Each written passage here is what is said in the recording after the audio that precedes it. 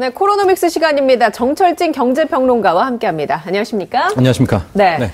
먼저 오늘 코로노믹스 시간에 이거부터 질문을 드리려고 했습니다. 고 이건희 회장의 재산의 12조 원 상속세를 삼성이 사회에 환원하겠다고 밝혔습니다. 네, 정확히는 이제 고 이건희 회장의 상속세 마감, 관련한 사항 마감일이 이달 말입니다. 그러니까 확정을 해야 되고요. 바로 어제였었죠. 이제 고 이건희 회장의 유족들, 이재용 삼성전자 부회장을 비롯한 유족들이 확정을 줬는데요. 이건희 회장의 전체 자산, 이 재산 규모는 26조 원 정도였고요. 여기에 대한 상속세가 12조 원입니다. 자, 그런데 이거 외에 이거보다 더 오늘 이제 코로나니까요. 우리가 포커스를 맞추는 것은 지난 2008년에 삼성 특검이 있었고요. 당시에 이제 이병철 상업주 이건희 회장에 거쳐서 차명 재산이 쌓아뒀다는 것을 이제 파견이 된 겁니다. 그래서 그때 당시에 이 부분에 있어서는 사회 환원을 하겠다라고 약속을 했고 상속세 납부 발표일에 그 사회 환원 분야를 이제 같이 이야기한 건데요. 전체 사회 환원 규모는 1조 원입니다. 그리고 이 중에 7천억을 지금 코로나19가 워낙 심각하니까 바로 이 코로나19를 비롯한 감염병 예방에다가 쓰겠다, 환원하겠다라고 7천억을 얘기했고 나머지 3천억은 어린이 관련한 소아암, 희귀 질병입니다. 그래서 감염병 대응에 7천억은 어떻게 쓰이나 이렇게 봤더니요. 일단은 중앙감염병 전문 병원을 설립하는 데 5천억, 그다음에 이런저런 이제 건축 및 필요 설비 구축에 2천억 이렇게 구성이 되어 있습니다. 저도 이제 코로나 방송을 진행하고 있으니까 코로나 극복에 7천억 원을 기부한다라는 게 제일 눈에 들어왔는데 중앙감염병 전문병원을 건립하는 데 한 5천억 원을 쓸 예정이군요. 자, 이번에는 다음 소식인데 우리나라 1분기 경제 성장률이 나왔습니다. 어떻습니까, 수치? 상당히 긍정적이고 또 고무적입니다. 그러니까 올 1월부터 3월까지 우리 한국 경제의 정말 진면목을 볼 수 있었었는데요. 1.6%, 그러니까 직전 분기, 작년 4분기 대비 1.6% 성장을 해서 많은 전문가들의 예상보다도 훨씬 더 잘 나왔다. 이렇게 볼 수가 있습니다. 수출은 실은 작년 코로나19 때도 괜찮았고요. 잘했습니다. 괜찮은 정도가 안 했고 잘했고 설비 투자도 꾹 올라왔는데 가장 문제가 됐던 것이 소비 부분. 소비 중에서도 정부 소비 말고 민간 소비 부분이었었는데요. 민간 소비 부분에 있어서 굉장히 좋았습니다. 지금 저 화면에는 직전 분기 대비에 우리의 1.6% 성장률인 거고요. 소비 같은 부분은 글쎄 우리가 계속 걱정했던 것이 민간 소비가 너무 안 나온다. 안 나온다 했는데 이번에 드디어 1분기 때 나온 것을 확인합니다. 물론 아직도 1.1%. 저게 4%, 5%는 돼야 되니까 그거에 비하면은 아직도 갈 길은 멀지만 저렇게 플러스의 성장률을 보였다라는 부분이 이제 굉장히 고무적이었었다.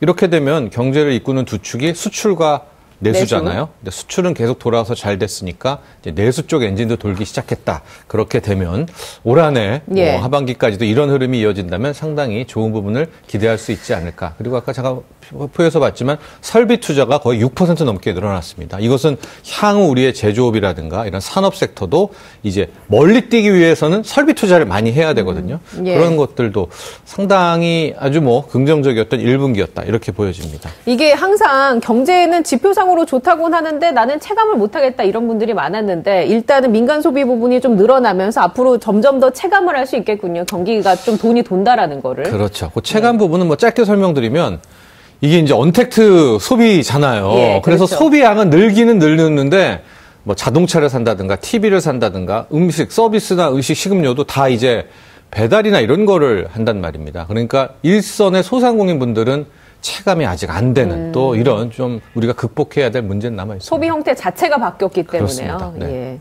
그 고용 지표나 이런 것들은 혹시 어떻습니까? 아직까지는 좀 갈 길이 멉니다. 특히 이제 실업 고용이 마지막에 올라가면 우리뿐만이 아니라 미국도 이게 완전한 극복이다. 이때부터 금리 인상하겠다라고 하지 않습니까? 그래서 아직까지 이 고용 부분은 좀 상당히 갈 길은 먼 것 같습니다.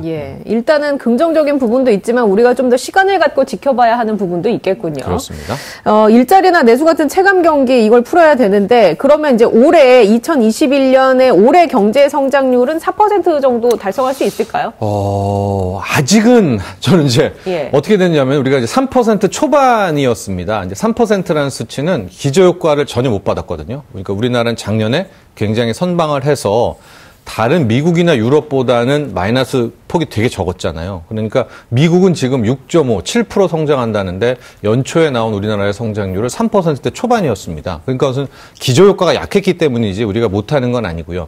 이번에 1분기 이제 경제 성장률 나오면서 속속 상향 조정이 돼서 지금 3%대 후반, 3.8, 3.9 뭐 이렇게 나오고 있는데 이 와중에 이 JP 모건이라는 전 세계적으로 3대 대형 투자 은행 중에 한 곳이 완전히 이 업그레이드를 해버려서 4.6%를 전망을 하는, 그러니까 저는, 사자가 아직 했는데, 아예 지금 JP 모건은 4.6%를 이야기했습니다. 아마 JP 모건이 이렇게 한 데는 한국은 수출은 워낙 잘 되니까 내수를 주목했는데 1분기 보니까 내수도 괜찮더라 해서 나오게 된 건데요.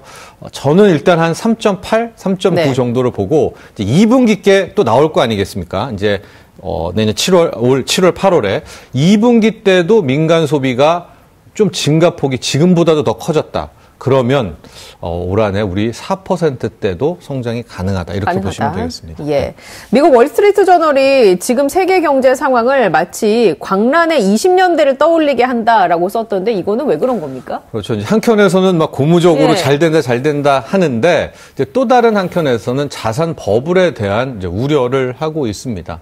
1920년대 후반, 26년, 27년, 1928년이 미국을 보면 어마어마하게 흥청망청됐던 시기였거든요. 주가도 엄청 올랐었고요. 부동산 가격도 올랐고 당시에 목재 가격 이런 것도 막 올랐는데 그러다가 그 버블이 터진 것이 1929년 이제 가을이었었죠. 9월에 느닷없이 블랙 먼데이, 블랙 튜스데이 오면서 시장이 그때부터 폭락을 해서 그게 10년을 갔거든요. 근데 지금 월스트리트 저널의 내용을 좀 보면 당시에는 비트코인은 없었잖아요. 그런데 지금 표에도 나오고 있지만은 저 가격 상승률을 한번 보십시오. 이게 어마어마하고요. 저게 이제 부동산은 빠져 있는데 집값 상승률도 엄청나고 그래서 혹시 지금 시점이 1927년, 28년과 맞닥뜨려지는 건 아니냐. 그럼 그 다음에 찾아올 것은 엄청난 폭락, 크러쉬이기 때문에 이제 거기에 대한 경고의 목소리도 이제 내고는 있는데요.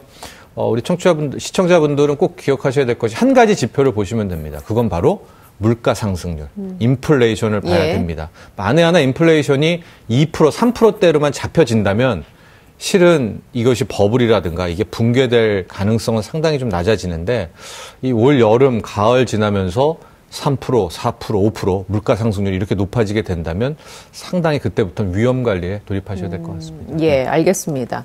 물가 상승률을 좀 눈여겨봐야겠군요. 계속 봐야 됩니다. 그리고 이제 또 항상 그런 것 같아요. 하나의 경제 현상을 두고 이쪽과 저쪽에 그걸 다르게 해석하는 면도 좀 있는 것 같기는 해요. 그러니까 그때까지는 실은 긍정적인 거죠. 왜냐면 그 양 의견이 같이 있다고. 오히려 위험한 것은 일방적인 원사이드가 나왔을 때가 항상 변곡이 되는 경우가 많았습니다. 예, 알겠습니다. 물가 상승률을 유념하시기 바랍니다. 지금까지 정철진 경제평론가와 얘기 나눴습니다. 저도 여기에서 인사 나누겠습니다. 시청해주신 여러분 고맙습니다.